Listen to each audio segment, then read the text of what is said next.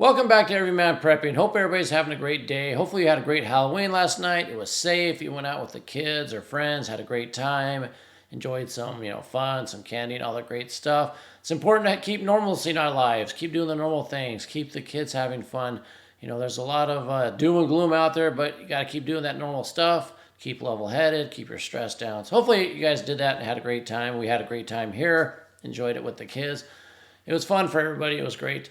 And right now we're going to get back into the seriousness of what's going on with Israel, Hamas, Iran, the war over there. So we're going to take a look at that. Before we do that, the Fed came out today, had an announcement on interest rates. We're going to check into that really quickly and do a little check-in on what's going on with China and Taiwan. So without further ado, let's start checking this out really quick.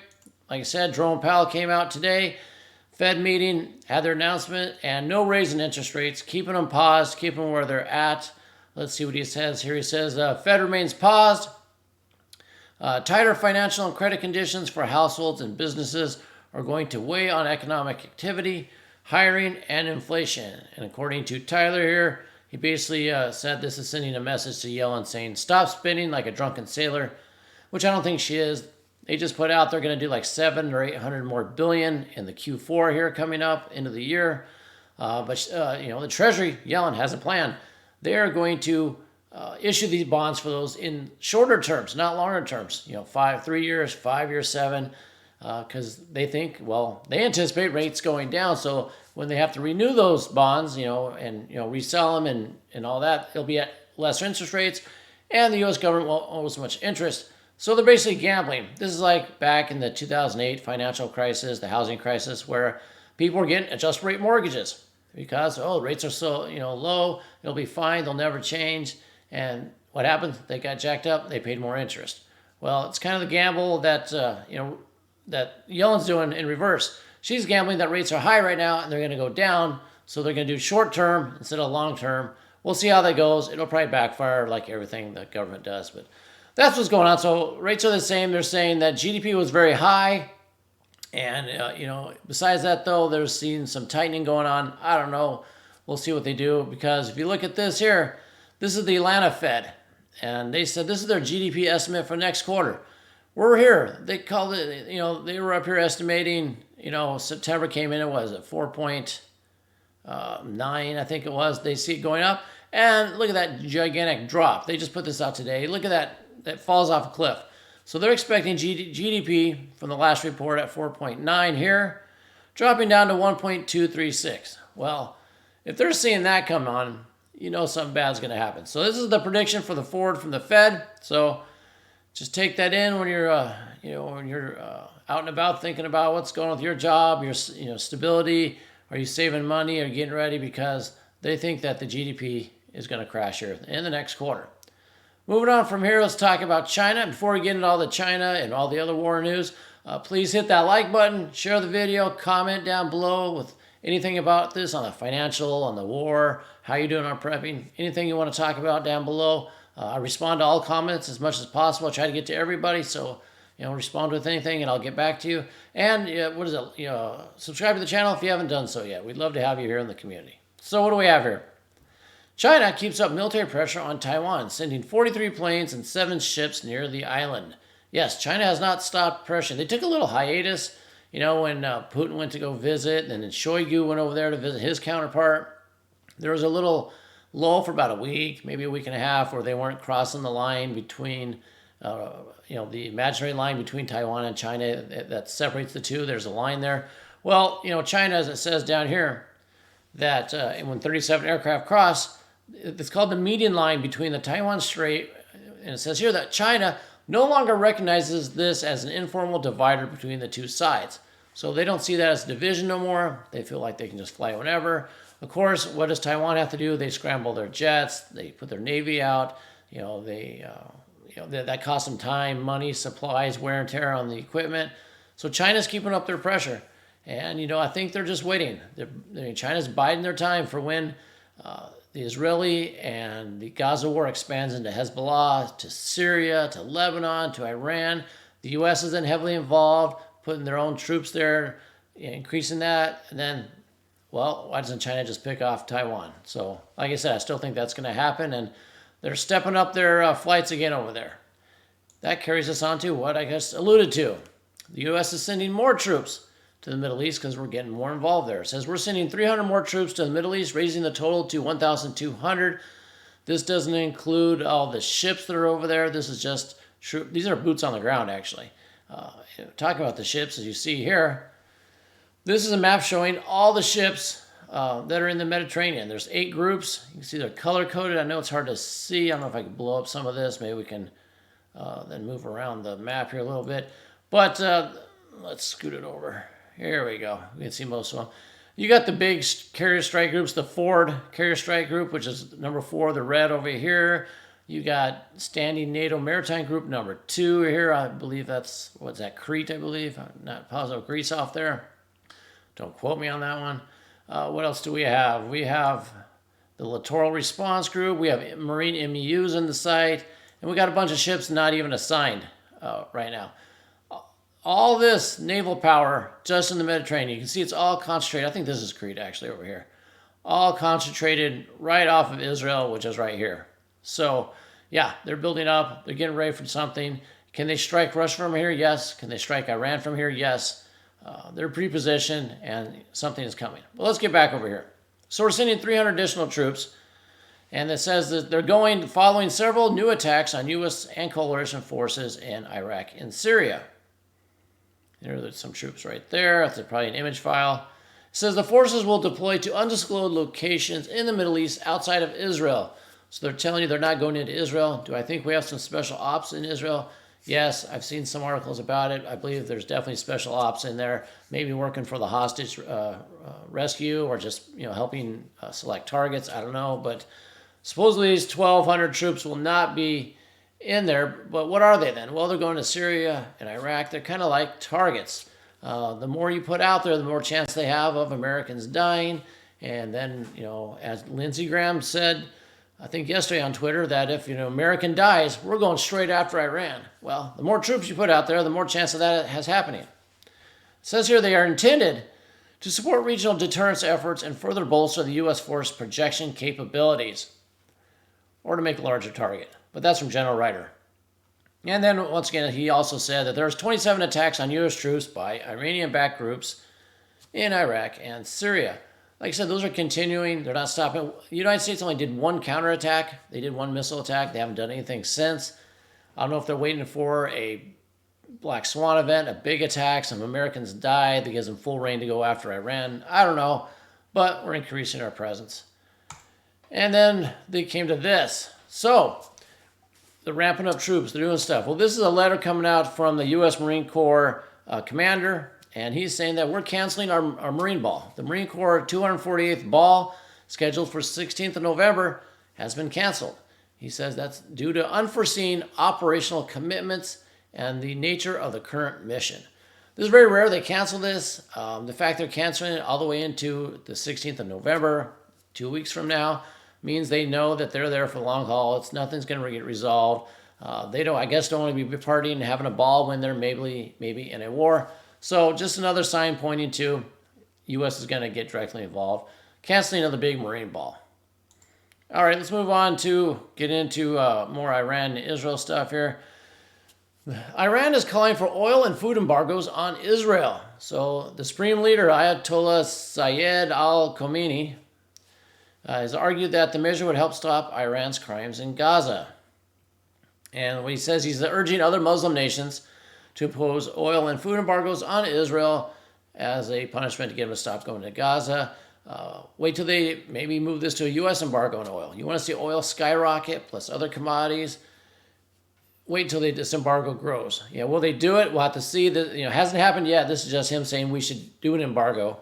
Oil's still going down today. It's in the low 80s. It's almost below 80. It blows my mind, actually, that the oil's that low. I don't know if commodity traders are just blind to what's going on. I don't know if there's short positions just being taken. I don't know what it is, but oil's going down, and we have an oil embargo being threatened. Makes no sense. It's basically a clown rolled out there. What else did he go on to say? He said, Israel is now in a state of shock and desperation and does not know what to do. Not sure I believe that, but that's the message coming out from the Iranian leader. Let's go on and see. I want to put up this here. If you remember this from the other day, it's a map showing the current status of what's going on between Israel and Gaza. And what we have here is, like I said, the three-pronged attack. So this, now it's changed to like a light purple, grayish, whatever color you want to call this here. But they're coming in. This is the beach scenes that we see. These are the farms, pictures we see, farmland and stuff coming from the northeast. And then we have the southern here. This is that highway they cut. It's the main highway that goes north-south through Gaza. They've cut through it. They've almost sealed off the south. So like I said, they're trying to seal it off here and from the north so they can encircle Gaza City and eliminate all Hamas in there. I don't know if they are thinking that all of Hamas is centered in here and they can eliminate it then, or they're going to move south from here. We'll have to see. But, this is basically how they're going about it. It's hard. It's slow fighting. The IDF, we'll get some of that, is saying they only have a few casualties. I think they're a lot higher, and we'll see some Hamas putting out some videos of casualties themselves on the Israeli side. I don't think they're really owning up to the IDF. The IDF is not really owning up to how many casualties this is taking, and we'll see that here in a little bit. So what we have here is, this is a good X post that came out. It says the IDF leadership wants to change the Gaza invasion plans. Don't know how much truth there is to this, but after losing 19 soldiers in the past 24 hours, the general staff is considering radically changing the plan to invade Gaza. No idea what that means. Israeli Army radio is quoted as saying, the situation is very difficult on the ground. That's the opposite story is what they're actually putting out to the public. But I would imagine it being difficult. It's urban warfare, it's tunnels, it's all that stuff.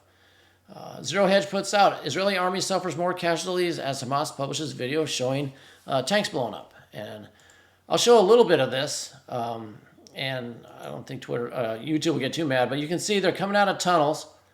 And what they're going to find some tanks that they're going to shoot at. And I'll probably have to stop it before that actually goes through. But you can see, let me pause that. Go back. You can see these tunnels, just holes in the ground. But they do have cement walls. They are fortified. They're reinforced. They got a ladder going out. He has an anti-tank weapon in his hand. He's going up here to spot some tanks. Let me fast forward a little bit. And he's crawling out. Let's see. And then you can see here, it's going to point out the tank he's firing at over here. And you'll see it. And then we'll stop the video so YouTube doesn't flag this. But there's the tank he's going after right there. And as the video continues, it shows him firing on it, hitting it. Those are probably 3 or 4 manned vehicles. Don't know if it was destroyed, but this video goes through and shows a couple of those. So yes, Israel's taking, hits. And look how close they are. There's another tank here, and I think another one back here. These tunnels are very close. Now, even though they've bombed this for like 3 weeks straight, but those tunnels are still there. So that's why it's so slow and why there's so many casualties happening. Going on here, this is a video put out by the IDF showing some stuff they've done, and this is from a tank. You can see they're attacking ground positions as they go through here. We'll just show a little bit of this as well, and then we'll pause it. So that's basically what's going on. Very slow fighting, very methodical. There's some troops. We can play this. There's no fighting going on here. This shows them going door to door, building to building. This is going to take a long time. It's slow. And when they said they want to change it, I don't know if that means they want to go back to just more bombing or if they got something else in mind. But, yeah, it's going to be a slow road to hoe there. That's for sure. This is Hezbollah putting out some mortar fire that they're doing. If you want to check this out, there's let's turn off the sound of this really quick. But you can see they're firing mortars into. This is from Lebanon now. This is Hezbollah in Lebanon, and they're firing on IDF Israeli positions in the north of Israel. So this is going on as well. And if you remember, we have the supreme commander, leader, whatever he is, for Hamas, supposedly on Friday, going to come out and put a major announcement. There's speculation that he's going to announce that Iran, Hezbollah are joining the war. Who knows? But that is coming up, so we will keep our eye out for that. What do we have here? We have a few photos. This one, it's one of those that photos worth 1,000 words. This is Gaza, troops going through. It's pretty dystopian, movie-like, but obviously we're not in a movie. Troops on the ground, tanks, burned out, demolished buildings, stacking up because it's very slow. So these came out from the IDF, gives you a sense of what they're going through over there. I think we have a few more. There's just some soldiers there. There's a tank at night going through town, along the beach, all that stuff. And then what came out from there, as I go through this really quickly, Yemen confirms. Now, it's not Yemen confirming. This is where people get confused when they said Yemen declared war. It's the Houthis. There's two factions fighting in Yemen. There's the Yemenese government, and there's the Houthis, which are the rebels. But the Houthis own, I think it's probably Houthis. If I mispronounce it, I apologize. But the Houthis, they have a large portion of land. They got a huge military. They got ballistic missiles. They're pretty powerful. And so when it says Yemen, it means the Houthis said they intend to support Palestine with missile and drone strikes. And they've been shooting ballistic missiles over towards Israel through the Red Sea, some over Saudi Arabia. And it says here that on Tuesday that it launched several drones and missiles against Israel in support of the Palestine cause and will continue doing so. So Yemen's in the war, basically. So definitely confirmed right here, Yemen's in the war. Now, I just made the mistake myself. The Houthis are in the war, and they're in Yemen. This is a propaganda video they put out. It's just a still shot, but this is the ballistic missile they shot off towards Israel. This, again, caused for Israel to send ships into the Red Sea to protect. So the IDF put out these pictures of these ships are now in the Red Sea to stop the missiles from coming over. Will they attack Yemen themselves? We shall see. I don't know. But it could escalate into that. So I know that was a lot to take in, a roundup. But as you can see, things aren't slowing down. No ceasefire coming. No hostages have been released recently. I don't know if the negotiations have broken down on that. We're all kind of anticipating the news that Israel is saying, hey, they want to change how their tactics. We got waiting for the Hezbollah supreme commander to say what he's going to say towards Friday. Waiting to see if Iran gets involved. Does the U.S. respond to the attacks in Syria and Iraq? More troops going in, all that stuff. So yes, all that's going on. Reminder: China, Taiwan, still a thing. I didn't even talk about Russia, Ukraine, but there's stuff going on there too. I have to make that a separate video later on, maybe today or tomorrow. So much going on. And remember, financial situation in the United States. Held rate steady, still high interest. We know inflation's higher than they're calling for. And the Georgia Fed, Atlanta Fed, whatever you want to call it, is predicting a crash in the GDP, probably because they see that recession coming. That's all I have for you. Hope you got something out of this. If you have any comments, questions, something you want me to dig into, you have intel, put it below. You can email me. It's everymanprepping@gmail.com. Feel free to do that. Join me on Twitter. The link's in the description. That's all I have for you. So until next time, keep your ear to the ground, head on a swivel. If it bleeds, we can kill it.